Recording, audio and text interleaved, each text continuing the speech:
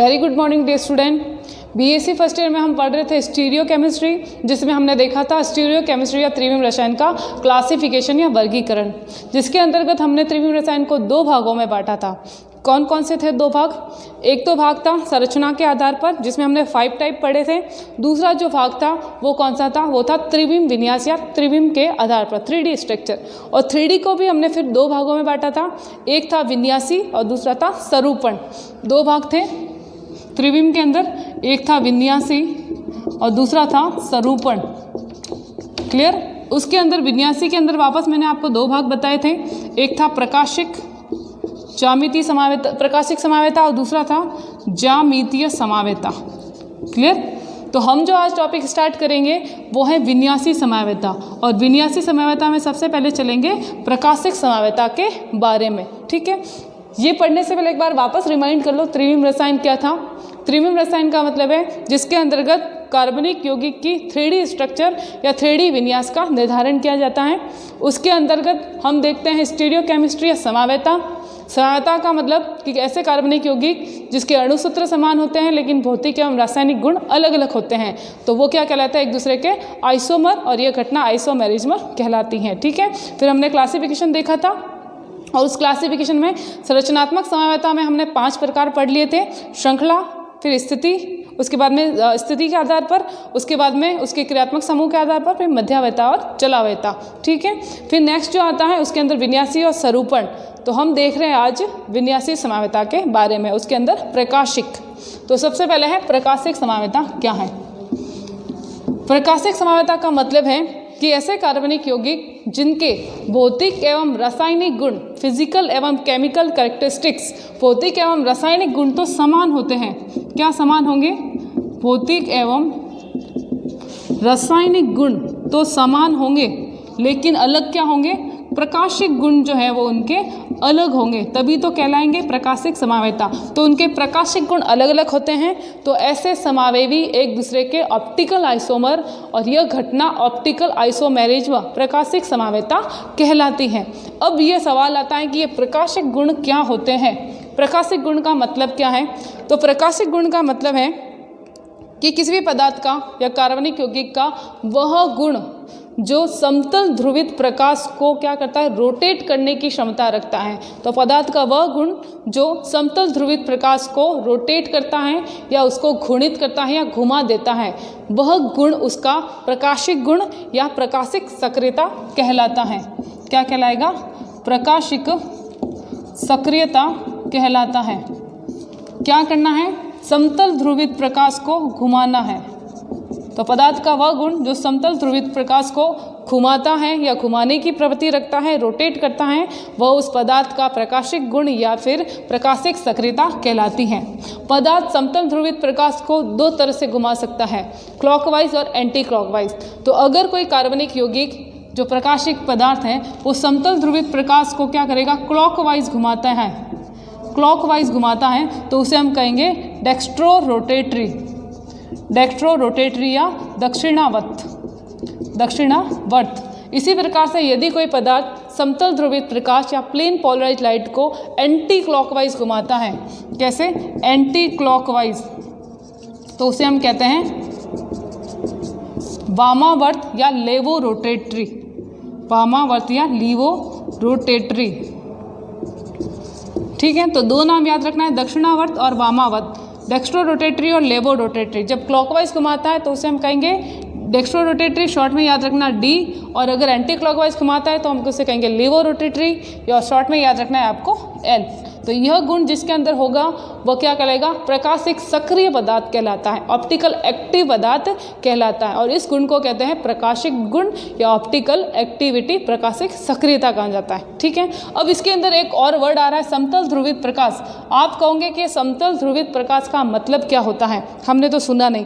तो समतल ध्रुवित प्रकाश का मतलब ये है कि देखो, जो कोई भी प्रकाश जो है कहाँ से मिलता है? सनलाइट से मिलता है। सनलाइट से जो प्रकाश आता है वो प्रकाश एक सीधी रेखा में गमन करता है, और उसके जो पार्टिकल्स होते हैं वो पार्टिकल्स चारों दिशाओं में, सभी दिशाओं के अंदर क्या करते हैं? वाइब्रेट करते हैं, कंपन करते हैं, सभी दिशाओं के अंदर वो कंपन करते हैं। तो इस प्रकार के लाइट को हम कहते हैं अध्रुवित प्रकाश, अध्रुवित प्रकाश कहा जाता है। अब इस प्रकाश को क्या किया जाता है, एक निकोल प्रिज्म के अंदर से गुजारा जाता है। जब निकोल प्रिज्म के अंदर से गुजारा जाता है उसके बाद ये जो प्रकाश है, उस प्रकाश के जो पार्टिकल कण होंगे वो एक ही तल के अंदर क्या करते हैं, कंपन करते हैं। देखो ये तो सब दिशाओं में कंपन कर रहे थे और ये एक ही तल में कंपन करते हैं, तो उस तल को कहते हैं प्लेन पोलराइज प्लेन, मतलब समतल ध्रुवित तल। क्या नाम हो गया, समतल ध्रुवित तल। और ये जो प्रकाश है उसको क्या कहते हैं, प्लेन पोलराइज लाइट, शॉर्ट में PPL, प्लेन पोलराइज लाइट या समतल ध्रुवित प्रकाश उसको कहा जाता है। तो समतल ध्रुवित प्रकाश आपको समझ में आ गया, जिसके पार्टिकल क्या करते हैं, एक ही तल में कंपन करते हैं। किस तल के अंदर, प्लेन पोलराइज प्लेन के अंदर वाइब्रेट करते हैं, तो उसे हम कहते हैं समतल ध्रुवित प्रकाश कहा जाता है। क्लियर। तो ये आपकी प्लेन पोलराइज लाइट या समतल ध्रुवित प्रकाश क्या होता है। अब हम देख लेते हैं, मैंने कहा कि ये जो पदार्थ होते हैं क्या करते हैं, समतल ध्रुवित प्रकाश को घुमाते हैं, रोटेट करते हैं। तो आप कहोगे किस कोण पर घुमाते हैं, तो जिस कोण पर, जिस एंगल पर रोटेट करते हैं उस एंगल को हम कहते हैं, उस एंगल को हम कहते हैं ध्रुवण घूर्णन कोण, या हम इसको कहते हैं ध्रुवण घूर्णन या ऑप्टिकल रोटेशन भी उसको कह सकते हैं। तो नाम क्या होगा, जिस कोण पर उसको रोटेट करेंगे अल्फा से डिनोट करते हैं और उसे हम कहते हैं ध्रुवण घूर्णन या ध्रुवण घूर्णन कोण या घूर्णन कोण भी कह सकते हैं, रोटेशनल एंगल भी कह सकते हैं। तो अब ये जो ध्रुवण घूर्णन जो होता है, कोण होता है, किस कोण पर उसने रोटेट किया है उसको मापा कैसे जाता है, तो उसको मापने के लिए एक उपकरण है जिसका नाम है पोलेरोमीटर या ध्रुवण मापी। उसको कहा जाता है ध्रुवण मापी या कहते हैं पोलेरोमीटर, ध्रुवण मापी या पोलेरोमीटर। अब ये ध्रुवण मापी या पोलेरोमीटर क्या होती हैं, तो ध्रुवण मापी या पोलेरोमीटर वह उपकरण होता है जिसकी सहायता से किसी भी प्रकाशिक सक्रिय या ऑप्टिकल एक्टिव पदार्थ की ध्रुवण घूर्णता को मापा जाता है या घूर्णन कोण को मापा जाता है। मतलब वो पदार्थ जो है वो उस प्लेन पोलराइज लाइट को किस कोण पर घुमाएगा, डी में घुमाएगा, डेक्स्ट्रो रोटेटरी घुमाएगा या लीवो रोटेटरी घुमाएगा, उसका एंगल क्या होगा, तो उसको मापते हैं हम किसे, पोलेरोमीट्री के द्वारा। अब पोलेरोमीट्री में कैसे अरेंजमेंट होता है वो देखिए। पोलेरोमीट्री के अंदर क्या होगा, एक सोर्स होगा, सोर्स मतलब जो लाइट देगा वो सोर्स होगा। सोर्स से लाइट कहाँ आती है, सोर्स से जो लाइट मिलती है वो कैसी होती है, अध्रुवित होती है। इसलिए हम इसको किस में से गुजारते हैं, उसको एक निकोल प्रिज्म के अंदर से गुजारते हैं। तो ये है निकोल प्रिज्म। निकोल प्रिज्म से गुजरने वाली लाइट जो है अब वो क्या हो गई, PPL हो गई, प्लेन पोलराइज लाइट हो गई। उसको गुजारा जाएगा एक शेल के अंदर से, और उस सेल के अंदर क्या होगा, उस सेल के अंदर पदार्थ होगा, कौन सा, प्रकाशिक रूप से सक्रिय पदार्थ होगा, जो उस लाइट को अब क्या करेगा, जैसे ही लाइट उसके अंदर से निकलेगी उसको क्या करेगा, वो रोटेट करेगा।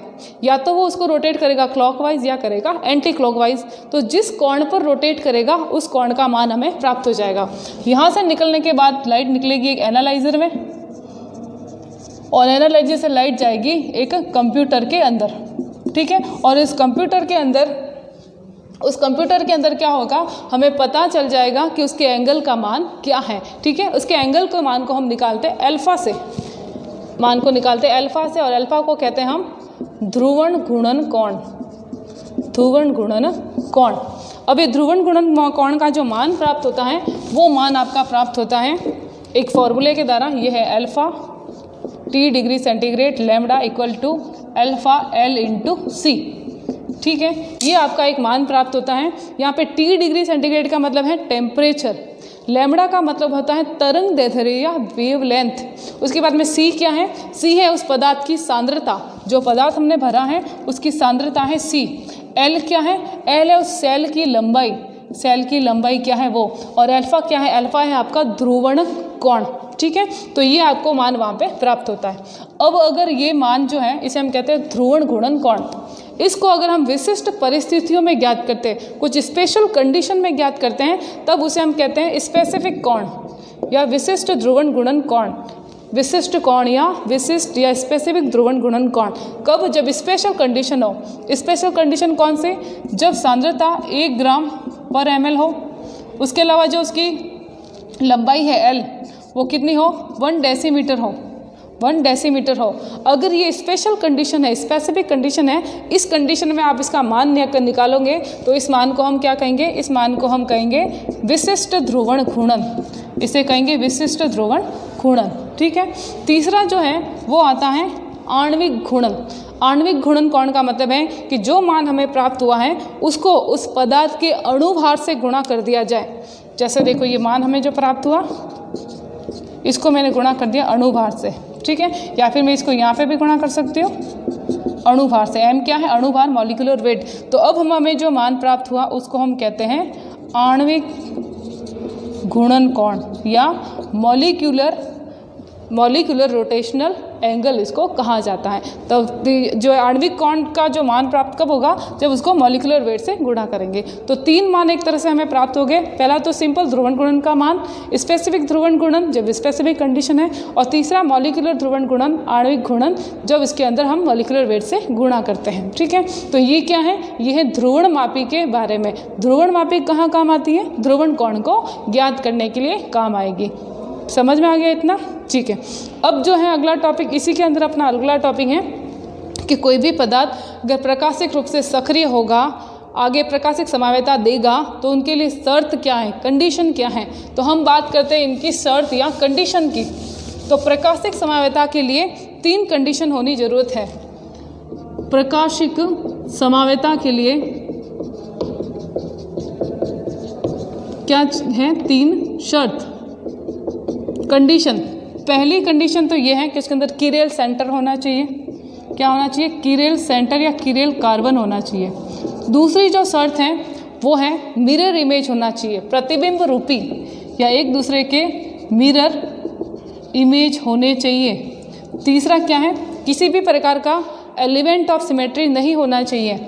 किसी भी प्रकार का एलिमेंट ऑफ सिमेट्री या सममित तत्व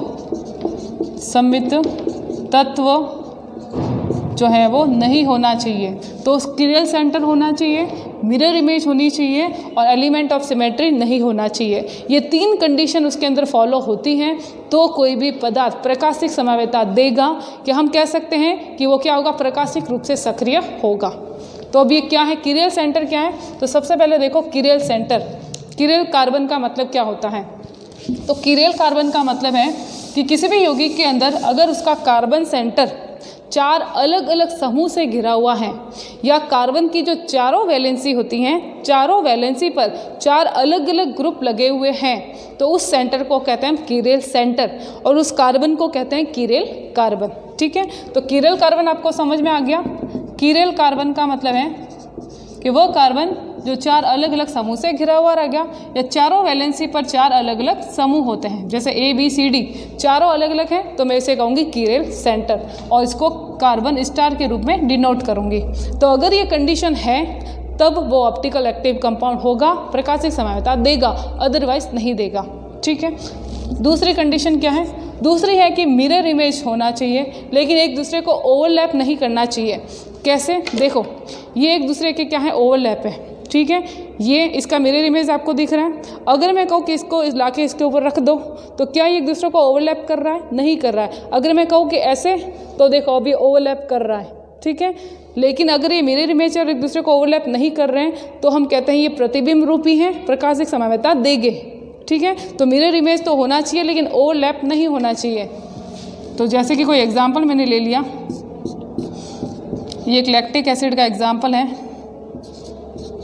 ठीक है। अगर इसकी मैं यहाँ पे मिरर इमेज बनाऊंगी तो इस तरह से इसकी मिरर इमेज बनती है, इधर OH, इधर CH3 और इधर H। अगर इसको मैं उठाकर यहाँ रखूँ तो एक दूसरे को ओवरलैप नहीं करेंगे, क्योंकि OH समूह अब OH समूह H के ऊपर आएगा, H समूह OH के ऊपर आएगा, मतलब ओवरलैपिंग नहीं होगी। और ओवरलैपिंग नहीं होगी तो प्रकाशिक समावेता देगा। तो दूसरी कंडीशन क्या होगी? दूसरी कंडीशन मिरर इमेज होना चाहिए लेकिन एक दूसरे को ओवरलैप या अधिरोपित नहीं करना चाहिए। क्लियर? दूसरी कंडीशन। तीसरी कंडीशन क्या है? एलिमेंट ऑफ सिमेट्री नहीं होना चाहिए। ये क्या होते हैं एलिमेंट ऑफ सिमेट्री या सममित तत्व? तो ध्यान रखना 3 प्रकार के सममित तत्व होते हैं और ये तीनों प्रकार के सममित तत्व नहीं होने चाहिए, तब प्रकाशिक समावेता देता है। तो अब देख लेते हैं ये सममित तत्व क्या है। तो सममित तत्व के अंदर 3 हैं। पहला सममित तत्व कहलाता है सममित तल, सममित तल जिसे हम कहते हैं प्लेन ऑफ सिमेट्री। अब प्लेन ऑफ सिमेट्री का मतलब है कि प्लेन ऑफ सिमेट्री वह काल्पनिक तल होता है जो किसी भी यौगिक को, जैसे कि मान लो ये कोई यौगिक है, किसी भी यौगिक को दो बराबर भागों के अंदर डिवाइड कर लेता है। मान लो ये यौगिक है, इसके अंदर एक काल्पनिक तल निकल रहा है और इसको दो बराबर भागों में डिवाइड करता है, और ये दोनों भाग एक दूसरे के क्या होते हैं, दर्पण प्रतिबिंब होते हैं, लेकिन एक दूसरे को ओवरलैपिंग नहीं करना चाहिए। लेकिन यहाँ पे होगा क्या कि ओवरलैपिंग कर लेते हैं। तो देखिए जैसे सममित तल क्या है, एक एग्जाम्पल लेके समझाती हूँ।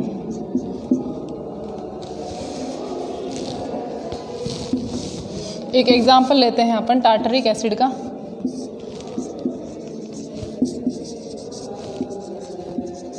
ये एक मान लो एक टार्टरिक एसिड का एग्जाम्पल है। सममित तल का मतलब है कि वह काल्पनिक तल जो किसी भी यौगिक को दो बराबर भागों में बांटता है। तो ये एक काल्पनिक तल है जो यौगिक को दो बराबर भागों में बांटता है।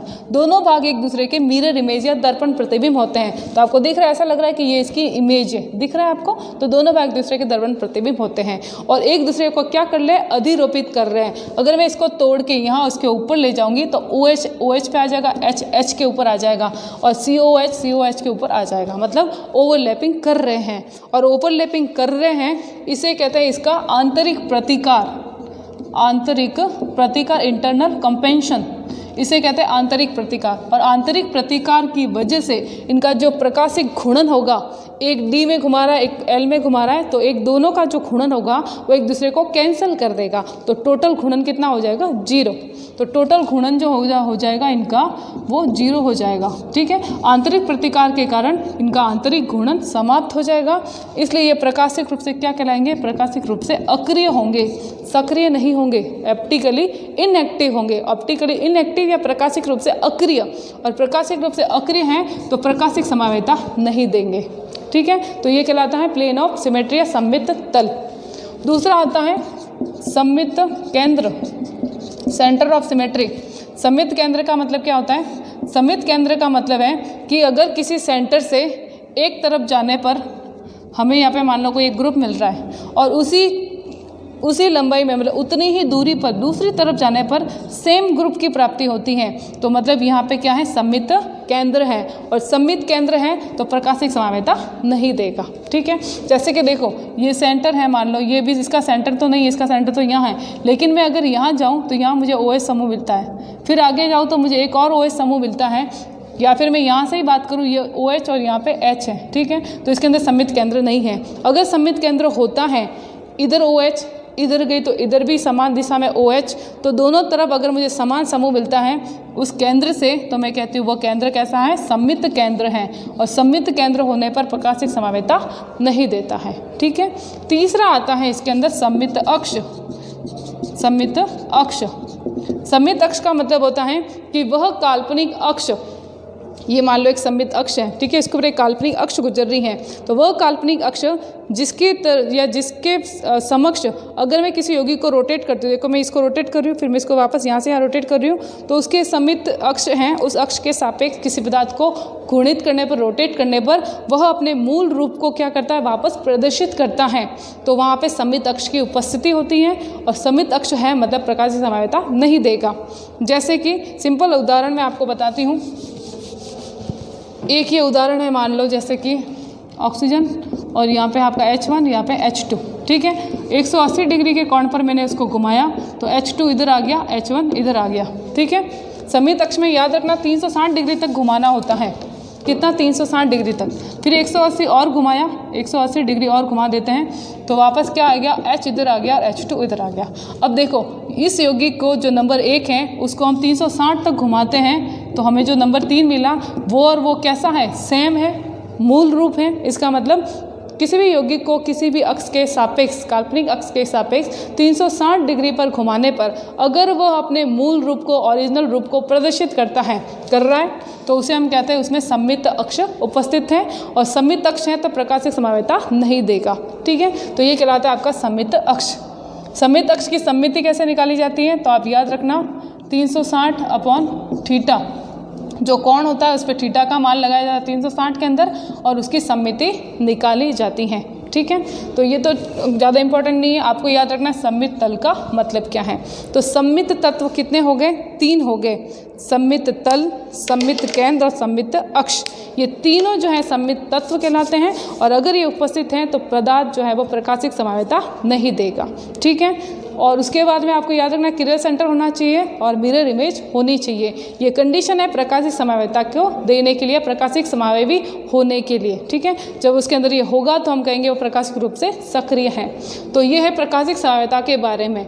ये तो मैंने इसका प्रकाशिक समवायता का एक बेस तैयार किया है, उसके एग्जाम्पल, उसकी आइसोमेरिज्म अपन कल पढ़ेंगे, ठीक है। तो आज के लिए इतना ही। Okay, thank you.